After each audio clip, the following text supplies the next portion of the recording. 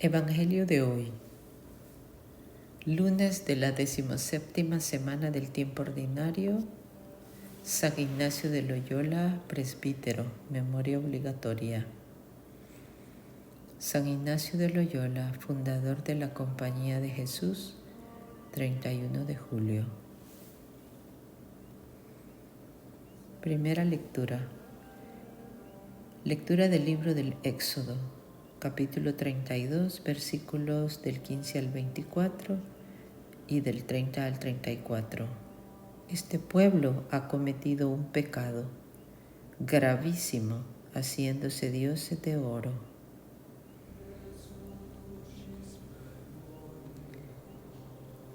En aquellos días Moisés se volvió y bajó del monte con las 2 tablas de la alianza en la mano. Las tablas estaban escritas por ambos lados. Eran hechura de Dios, y la escritura era escritura de Dios, grabada en las tablas. Al oír Josué el griterío del pueblo, dijo Moisés: se oyen gritos de guerra en el campamento. Contestó él: no es grito de victoria, no es grito de derrota, que son cantos lo que oigo. Al acercarse al campamento y ver el becerro y las danzas, Moisés, enfurecido, tiró las tablas y las rompió al pie del monte. Después agarró el becerro que habían hecho, lo quemó y lo trituró hasta hacerlo polvo, que echó en agua, haciéndoselo beber a los israelitas. Moisés dijo a Aarón: ¿qué te ha hecho este pueblo para que nos acarreases tan enorme pecado? Contestó Aarón: no se irrite, mi señor, sabes que este pueblo es perverso. Me dijeron: haznos un Dios que vaya delante de nosotros, pues a ese Moisés que nos sacó de Egipto no sabemos qué le ha pasado.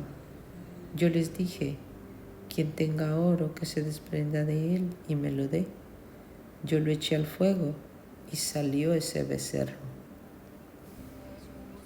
Al día siguiente Moisés dijo al pueblo: habéis cometido un pecado gravísimo, pero ahora subiré al Señor a expiar vuestro pecado.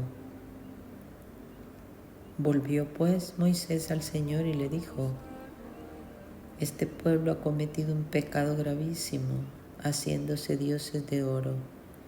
Pero ahora o perdonas su pecado o me borras del libro de tu registro. El Señor respondió: al que haya pecado contra mí, lo borraré del libro. Ahora ve y guía a tu pueblo al sitio que te dije. Mi ángel irá delante de ti, y cuando llegue el día de la cuenta, les pediré cuentas de su pecado. Salmo responsorial 105.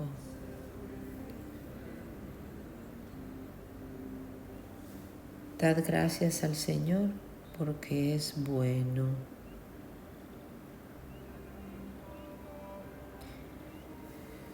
En Horeb se hicieron un becerro, adoraron un ídolo de fundición, cambiaron su gloria por la imagen de un toro que come hierba. Dad gracias al Señor, porque es bueno. Se olvidaron de Dios, su Salvador, que había hecho prodigios en Egipto, maravillas en el país de Cam, portentos junto al mar Rojo. Dad gracias al Señor, porque es bueno.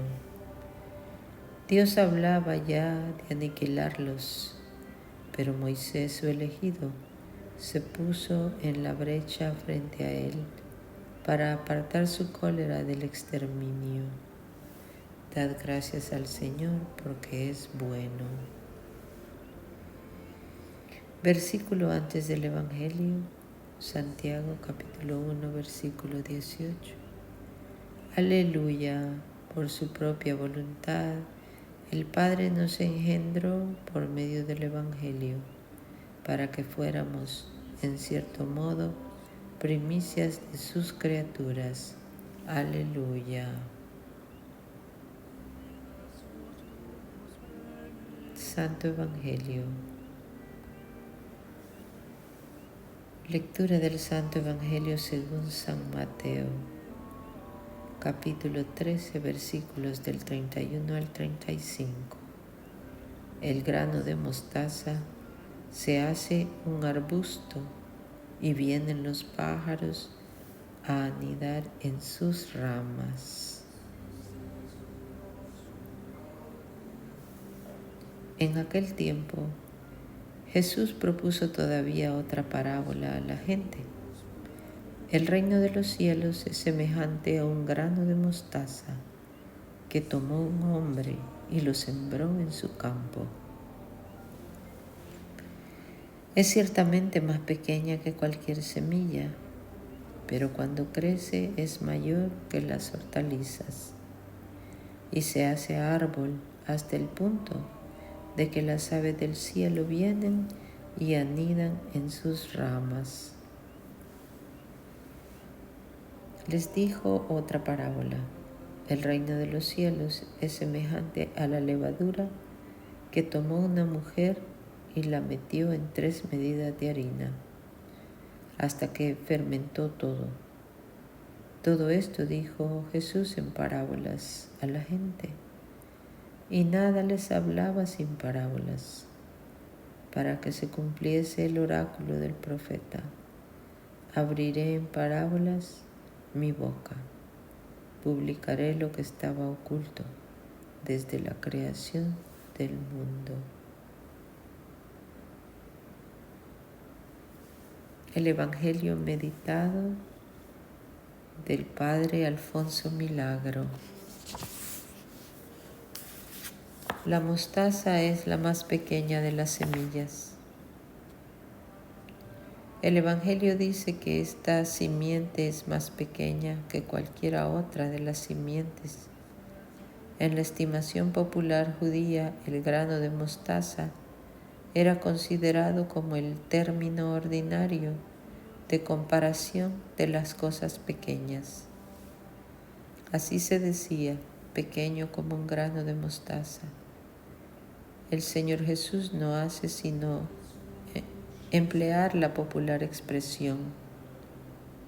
De todas formas, lo que aquí se quiere expresar es que el reino de Dios tiene comienzos modestos y luego se expande con vigor. Para ello el Señor emplea las 2 parábolas de la mostaza y de la levadura. Dios emplea medios sencillos para llegar al hombre. Dios siempre busca la sencillez y pobreza de espíritu, aún en las obras de mayor trascendencia. Piensa sino en la humildad de la Virgen en la encarnación, en la pequeñez de los signos sacramentales, vino, pan, en la Eucaristía, en la rudeza de los apóstoles para la fundación de la Iglesia.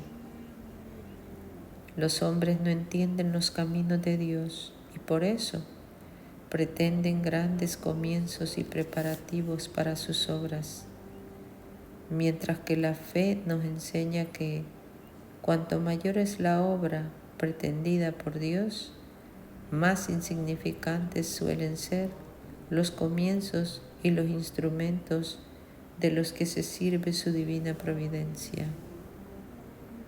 Así es el reino de los cielos, el reino de Dios, tan pequeño y sencillo como un grano de mostaza.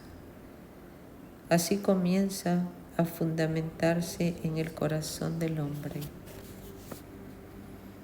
Da pues gracias a Dios que para que su reino eche raíces en tu corazón, no será necesario hacer grandes cosas o emprender llamativas empresas, sino serle fiel en las cosas de cada día.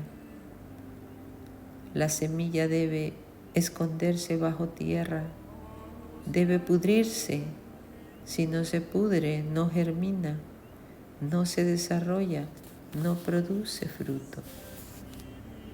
No debemos extrañarnos de que el reino de Dios con frecuencia pase por momentos difíciles y molestos.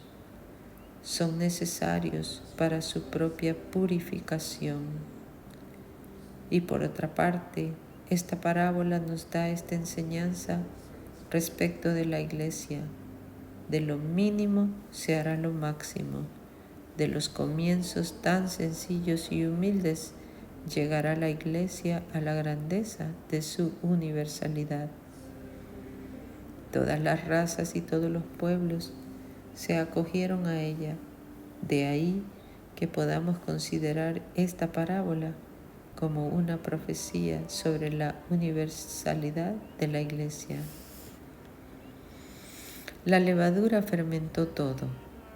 Esta parábola tomada de la vida hogareña de Palestina también se está refiriendo al reino de Dios en ti y en los demás.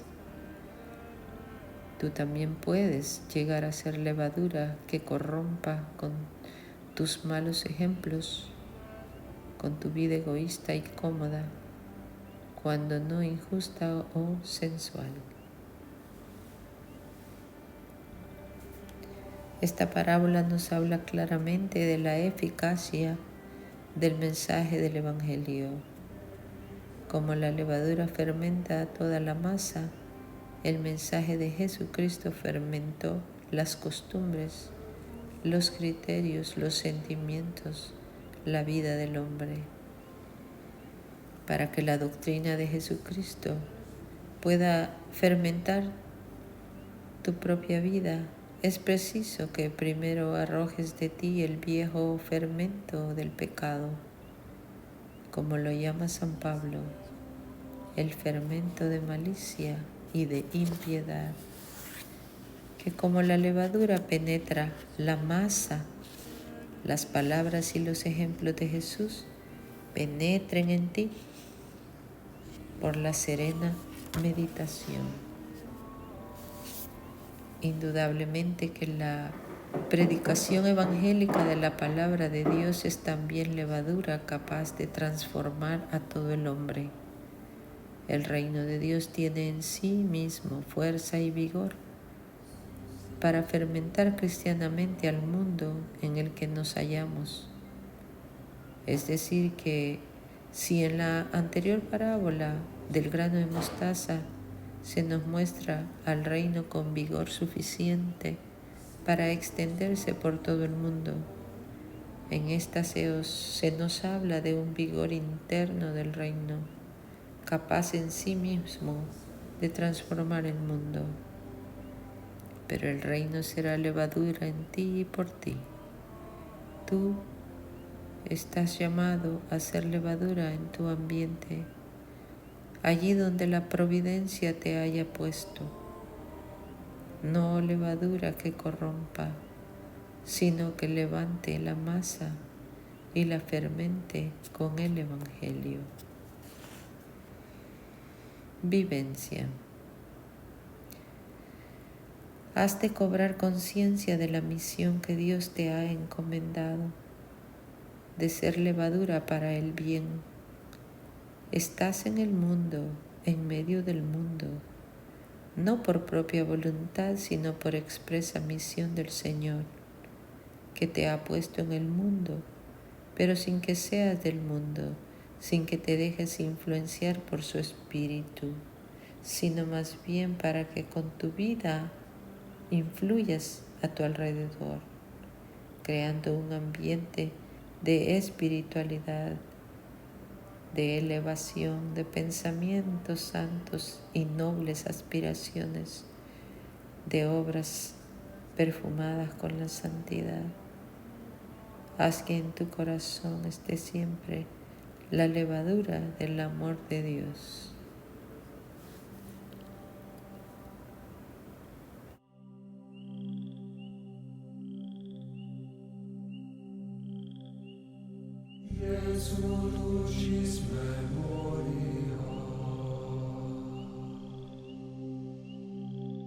Transfera